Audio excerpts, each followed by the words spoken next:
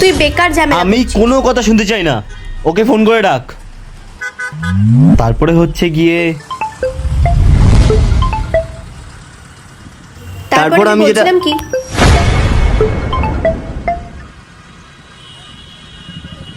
তারপরে কি বলছিলিস বল। ওয়েট, কে কল করছে তোকে?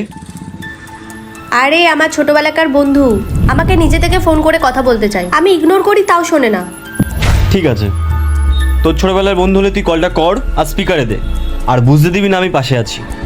তুই আমায় বেকার সন্দেহ তোকে যেটা করছিস। বললাম তুই সেটাই কর।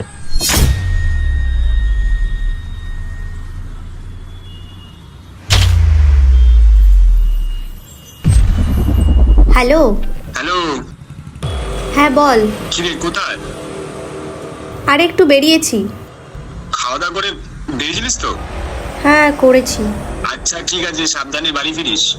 হ্যাঁ রাখ তাহলে। ঠিক আছে। কেমন বন্ধু এটা তোর? খেয়েছিস কিনা, বাড়ি কখন ফিরবি? কি এগুলো? আরে জাস্ট আমার ভালো বন্ধু হয়, এরকম করে খোঁজ নিতে থাকে। আমি কোনো কথা শুনতে চাই না, ওকে ফোন কর, এখানে ডাক। আমি আজকে সব কিছু ক্লিয়ার করতে চাই। তুই বেকার ঝামেলা আমি করছিস। কোনো কথা শুনতে চাই না, ওকে ফোন করে এক্ষুনি ডাক।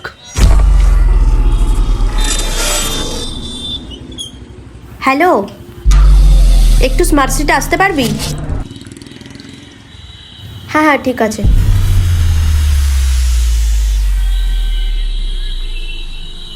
তুই একবার কল করতেই চলে আসছে, কোনো কিছু জিজ্ঞেসও করলো না। আজকালকার ছেলেরা সব।